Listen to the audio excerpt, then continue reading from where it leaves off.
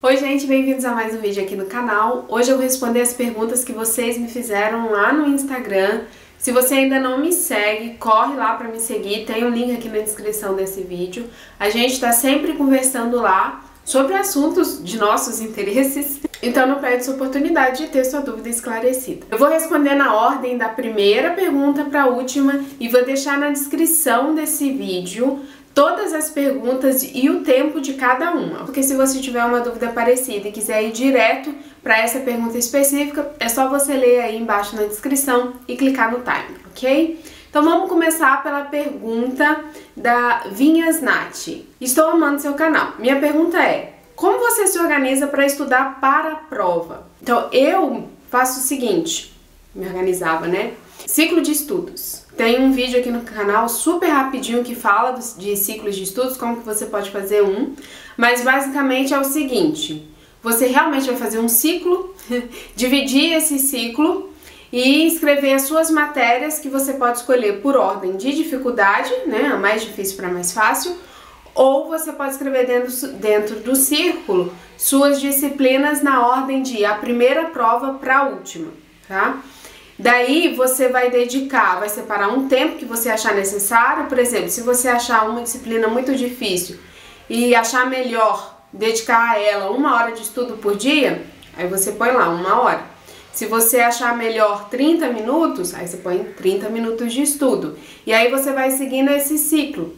Porque quando eu fazia faculdade, as minhas provas eram assim, 4 em um final de semana, sábado e domingo, 2 provas em cada dia, e as 4 no outro final de semana.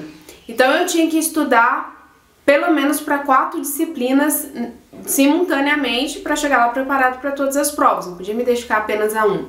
Então eu fazia esses ciclos de estudo, dedicava mais tempo para que eu achasse mais difícil, que tivesse mais conteúdo, e aí na hora que fechasse o tempo daquela disciplina eu já ia para a próxima. Isso me ajudava também a não ficar cansada. E entre uma e outra eu tirava um tempinho para descansar, para andar pela casa, tomar uma água, ver um vídeo no YouTube, entrar no Instagram, mas também um tempinho cronometrado, né? Porque senão a gente se perde nessas coisas e já era. Então, ciclo de estudo, um tempo de estudo para cada disciplina, com intervalo para descanso, e vai assim durante todo o período que você tirar para estudar. Se for uma tarde inteira, um dia inteiro, tá? Você vai sempre alternando as disciplinas. Segunda pergunta, Ops Gabi Lima. Você teve medo de não dar conta da sala de aula? Tipo, de não ter paciência ou não saber algo? Sim, a gente tem essa segurança porque é algo novo, né? Eu não tinha nenhuma experiência como professora regente, então é óbvio que eu fiquei insegura, mas eu aprendi tudo que eu precisava fazer, eu aprendi na faculdade, que é fazer um plano de aula, tá? Prestar atenção nos alunos, o rostinho deles indica muito se sua aula está sendo boa, se eles estão entendendo ou não, e seguir ali o plano de aula, né, passo a passo, como a gente faz mesmo. Então muita gente fala assim, quando você chega na sala de aula a realidade é outra. É óbvio, né? Porque na faculdade você lida com livros. Na sala de aula você está lidando com pessoas, com personalidades diferentes. Nenhuma faculdade no mundo vai te dar a experiência que você só vai obter no dia a dia dentro da escola, na sala de aula. Então, eu fiquei insegura, mas ao mesmo tempo estava confiante porque eu sabia o que eu precisava fazer. E quanto a ter paciência, essas coisas assim com a criança, isso aí eu não fiquei com medo de não ter paciência ou de não saber lidar com as crianças. Cada turma é uma turma, cada criança é uma criança diferente, então não existe uma fórmula também, sabe? Eu tenho 3 turmas, cada uma eu tenho que agir de um jeito diferente por causa da idade deles, por causa do amadurecimento intelectual e cognitivo de cada um, então é muito diferente e você nunca vai estar 100% preparada. No ano que vem eu vou lidar com outras crianças, então de novo vai vir aquela insegurançazinha, aquele medinho, mas eu sei a teoria, eu sei o que eu preciso fazer e as outras coisas a gente vai ajustando com o tempo. Acho que eu falei demais, mas tá bom. Rayane Gabriel perguntou: após formada, como faz para se manter focada nos estudos? e o que tem estudado. O que eu faço para me manter focada? Olha, tem um tempo que eu estou procrastinando nos meus estudos porque eu tô fazendo outras coisas de trabalho, mas me organizo, sempre deixo um tempo na minha agenda só para os estudos. E o que eu tô estudando agora, né, eu tô fazendo uma pós-graduação em Ensino e Interpretação da Libras, Língua Brasileira de Sinais. Já estudei sobre pesquisas, né, na graduação, agora ética profissional e depois organização escolar e práticas pedagógicas, tudo mais direcionado para essa função de professora de Libras. Mas não é 100% não, tá? Aliás, essas duas primeiras disciplinas da pós-graduação me deixou assim bem decepcionada, mas é aquela coisa, a gente precisa ver aquilo que a gente não quer para chegar no ponto, né, que a gente almeja, que a gente espera. Tami Nóbrega perguntou: como foi seu estágio com crianças especiais? Estou nessa fase. Eu não fiz estágio de educação especial. O meu estágio foi educação de jovens e adultos, curso normal, médio, educação infantil, ensino fundamental e práticas educativas em contexto não escolares. Mas eu trabalhei a vida toda na educação com crianças especiais, né, com crianças surdas, que têm essa necessidade de atendimento especializado, assim como qualquer outra criança dentro dessa área. E o negócio é você estudar muito. Por exemplo, se você está fazendo um estágio em sala de aula que tem um aluno ou 2 alunos que têm necessidade de atendimento especial, você vai descobrir qual é a necessidade, né, desses alunos e estudar para atender a eles. Se você está numa escola de educação especial, que aí uma turma inteira é formada por crianças com necessidades especiais, então o importante é que você saiba, mesmo que superficialmente, o que cada um ali precisa para você direcionar o seu atendimento para cada um de um modo que vai trazer resultados e a criança vai progredir. G. Fabi Will perguntou: qual o caminho indica para quem quer ser professor de Libras? Indica alguma pós? Letras Libras? Letras Libras. Eu tô fazendo pós-graduação, é bem fraquinha, tá? Essa pós-graduação, e eu penso em fazer licenciatura em Letras Libras também. Não sei se eu vou fazer, mas eu penso. Quer ser professor de Libras, faça licenciatura em Letras Libras. Só que, para você fazer licenciatura em Letras Libras, você precisa saber Libras. Então, qual é o primeiro passo? Começar do básico. Aprender a língua de sinais ali, os principais verbos, comprimentos, aquelas coisas básicas, né? E ir avançando.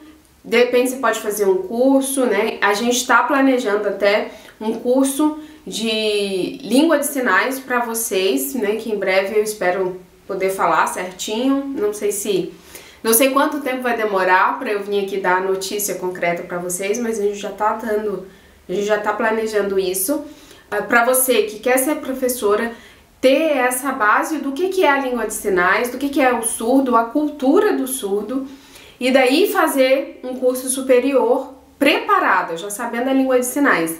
Porque a maioria das disciplinas, muita coisa é feita no idioma, né, em Libras. E se você não souber, você não vai conseguir acompanhar o curso, tá? Mas a melhor opção é Letras Libras.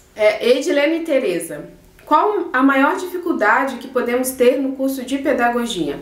Do meu ponto de vista, a maior dificuldade é ter um professor ruim, ter um tutor ruim. Enfim, eu não sei qual o termo usado aí na sua faculdade. Na minha eram tutores.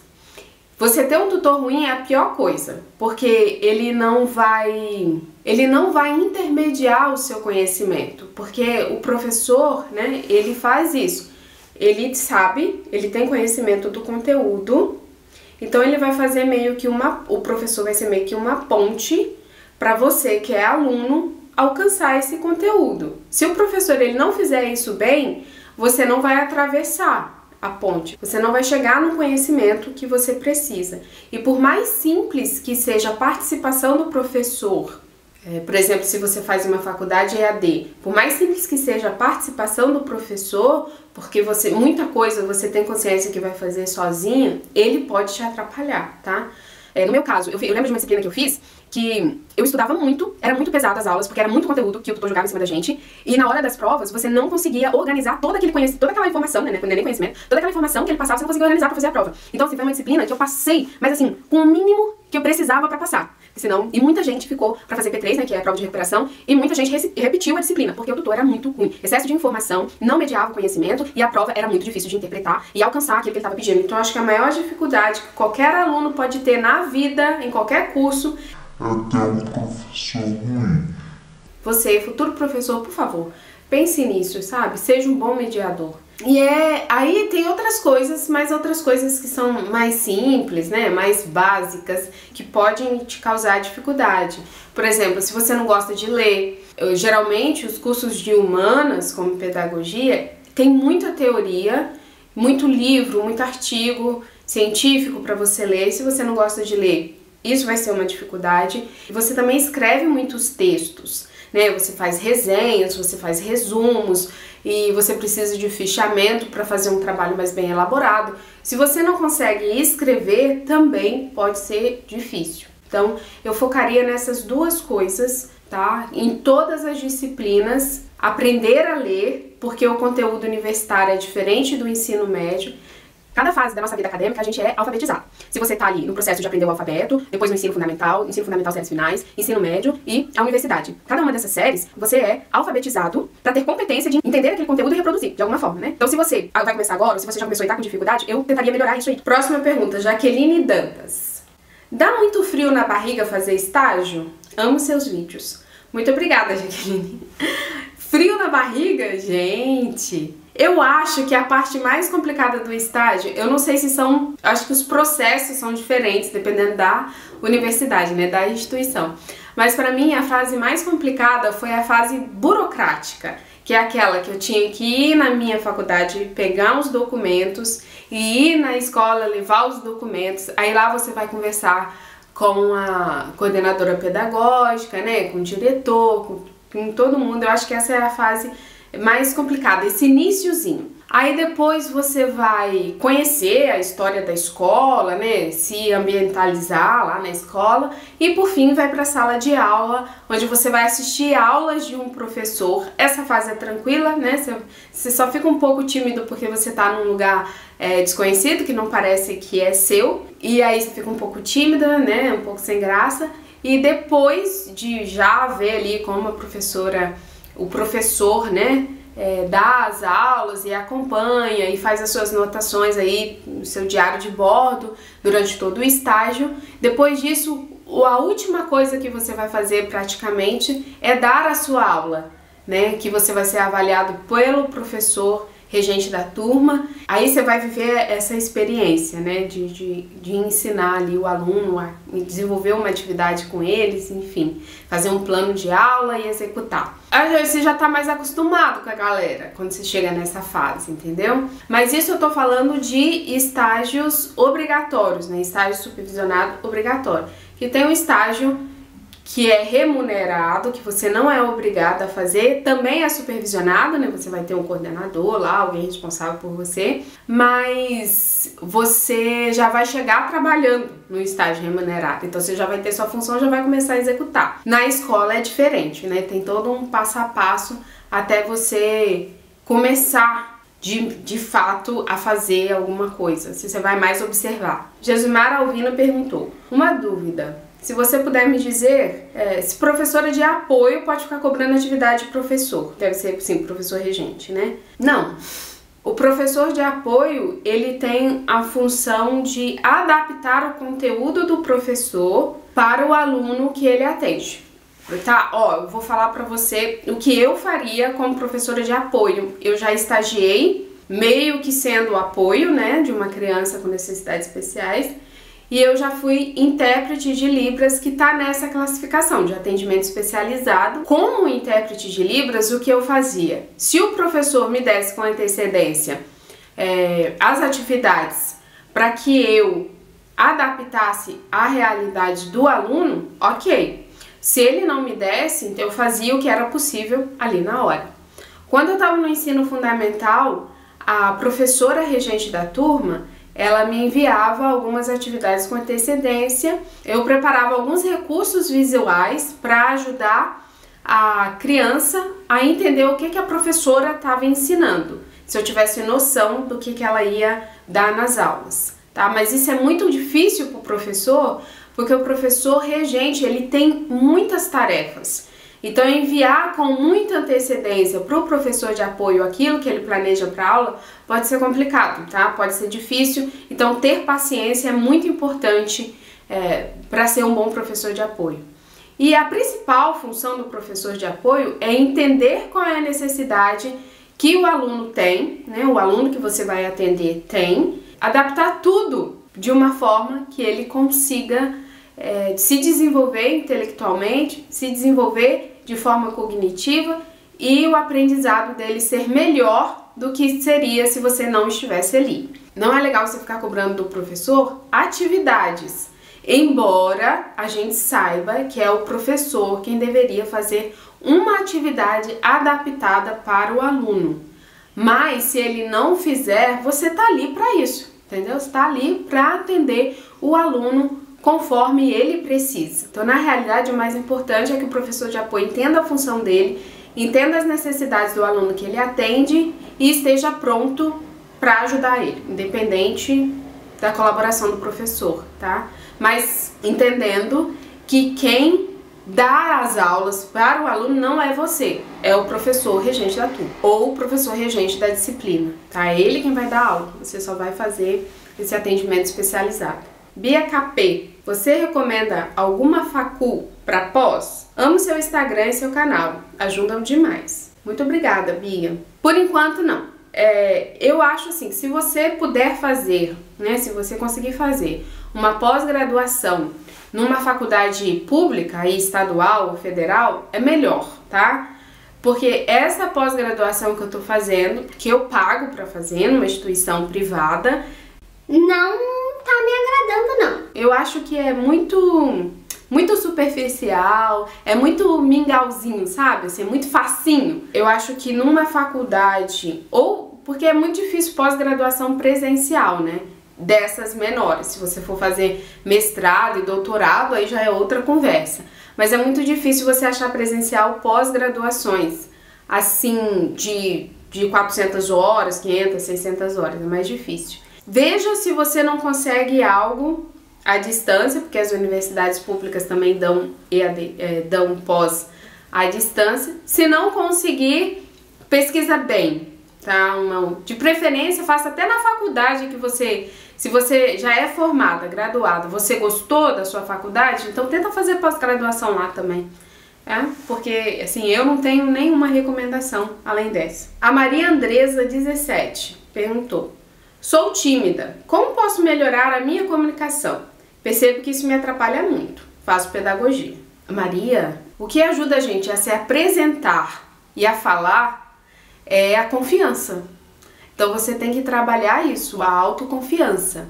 Geralmente uma pessoa mais tímida, ela tem receio de se colocar numa posição onde vai ter a atenção de muitas pessoas, porque ela não acredita que é boa o suficiente para determinada função, para falar sobre certa coisa, enfim. Sendo assim, super prático, o que você pode fazer? Se você tiver que apresentar um trabalho, treine o máximo que você conseguir. Que o treinamento vai te dar confiança, porque ó, vai estar tudo aqui na ponta da sua língua, entendeu? Então treine tudo que você precisar falar, até uma pergunta que você tiver de dúvida e quiser fazer para o professor e ficar com vergonha por causa da sua timidez, treina até a pergunta, tá? Para poder fazer o professor, que é isso aí, vai te dar mais confiança de que você sabe o que você tá falando, você sabe o que falar, e aí você vai conseguir fazer isso de uma forma mais leve. Mas outras coisas que eu já ouvi falar que é muito bom, e uma dessas coisas eu até fiz, um curso de teatro. O curso de teatro te ajuda a perder um pouco da timidez e a melhorar a sua postura na frente de muitas pessoas, porque você vai aprender a como representar, a interpretar um papel de um personagem que você pode desenvolver para você quando você precisar se expor muito e ficar tímida, criar um personagem. Então, um curso de teatro amador, simplesinho, pode te ajudar muito a perder a timidez e a ganhar mais confiança. E outra coisa que me ajudou muito, porque também era bem tímida, assim, bem insegura, é aprender a língua de sinais, porque é quase como um curso de teatro. Você tem que se expor muito, você tem que se movimentar muito, você tem que fazer muitos carões na língua de sinais. E isso pode te ajudar também, na verdade me ajudou e ajudou amigos meus a serem mais confiantes e a perderem aquela timidez, aquele excesso de timidez, tá bom? Então fica a dica. Lima Larissa 21. Como organizar o tanto de matéria do EAD? Então, pode seguir aquela dica que eu dei no início do vídeo, do ciclo de estudos. Inclusive, vou deixar esse vídeo falando sobre o ciclo de estudo na descrição, tá? Aqui no box de descrição do vídeo. Vão lá para assistir, para aprender um pouco mais, vai ajudar vocês. E outra coisa, o que eu fazia, né? Tem um vídeo aqui também falando sobre organização no início do semestre, que eu também vou deixar o link aqui para você. Baixe os cronogramas. Normalmente, uma disciplina tem um cronograma que o professor espera que você siga. Então, cada semana são aulas ali divididinhas. Se você seguir o cronograma e cada semana estudar aquilo ali, é como se você tivesse na sala de aula, né, no presencial, seguindo o conteúdo que o professor está dando. Você pode procrastinar um pouco, é normal, e aí uma semana não estudar tudo, mas não deixe acumular demais.